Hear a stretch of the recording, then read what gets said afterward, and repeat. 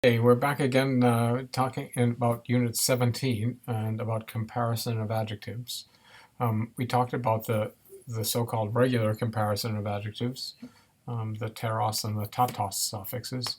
And now we're going to talk about irregular comparisons, some that are similar to the regular ones, like the ones that are showing on the blackboard, mesos, which means in the middle, saphes, which means clear or lucid, okay, use of speech, and barus, which means deep or heavy, okay, it's the same as the Sanskrit word guru.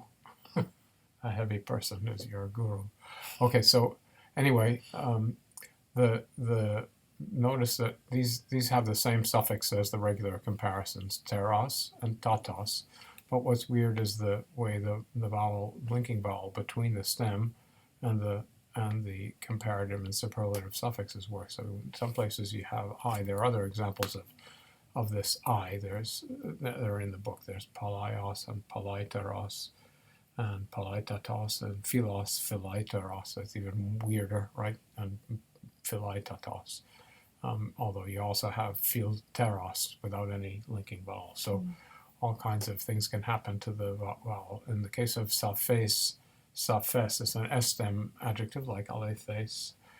So you would expect the stem to be saphes, and then you just stick on teros. So that's a third declension adjective with pretty predictable behavior, no linking vowel at all between the stem and the suffixes.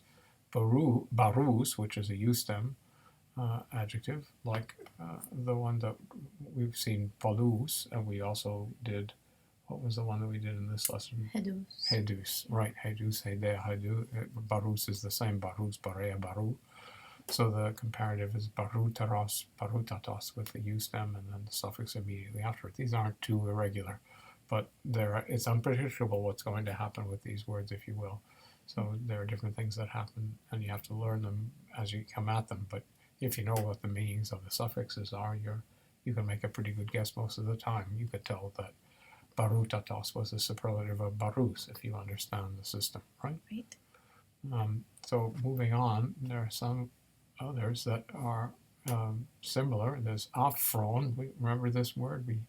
It means foolish.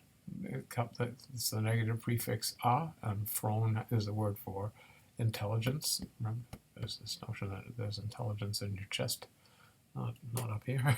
Anyway, so if you're mindless, you're aphron, and then the comparative is aphronesteros, as though it was an stem.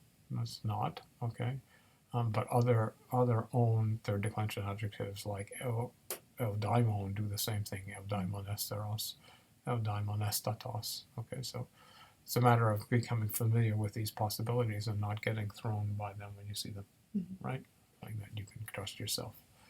When it comes to iskros and kalos and a bunch of other adjectives, what you have is a different set of suffixes for the comparative and the superlative. What you're looking at in iskros, remember, means ugly or disgusting, and iskion is the comparative form, so it means more ugly or more disgusting. That's the masculine and feminine form.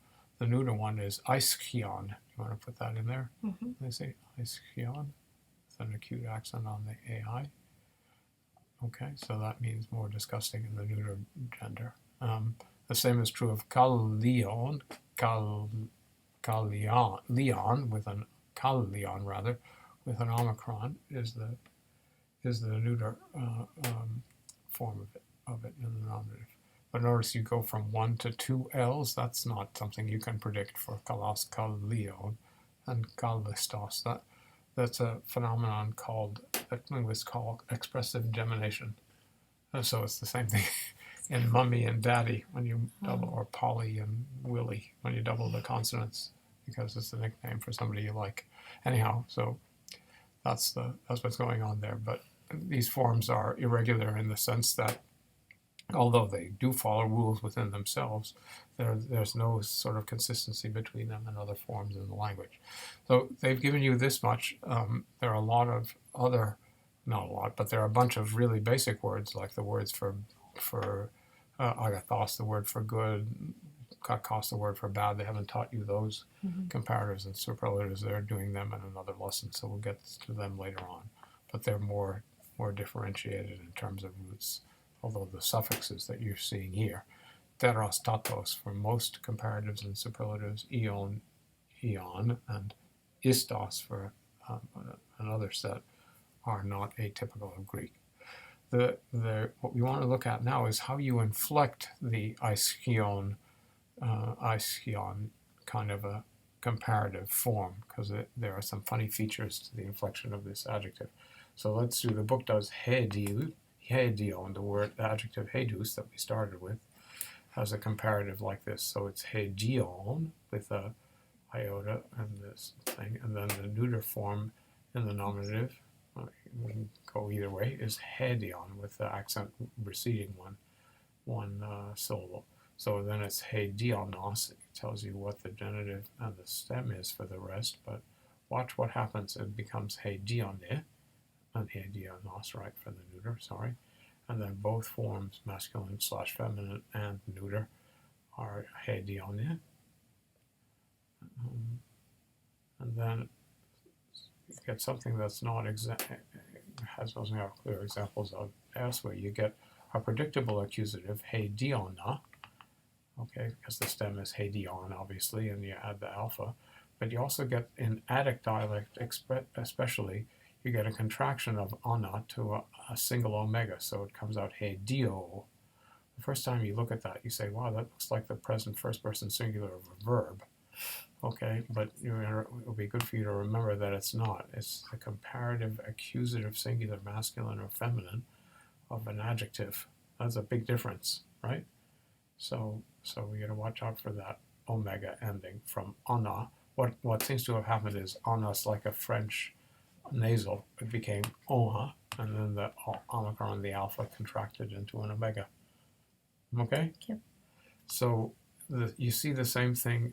The endings of the plural are not exhibit this as well. So let's take a look at at least some of them.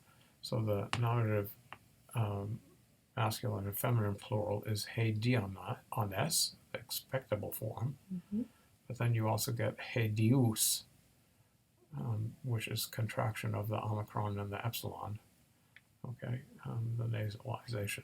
And then you get heidionon for the genitive plural, heidiose for the dative plural, and then heidionas and heidius for the accusative plural. Sorry. Yeah. Heidiose, heidionas, and then heidius. That's the alternate. Yep, same as the nominative plural for that. And the neuter, okay, that was a masculine and feminine. In the neuter form, you get heidiona or heidio again.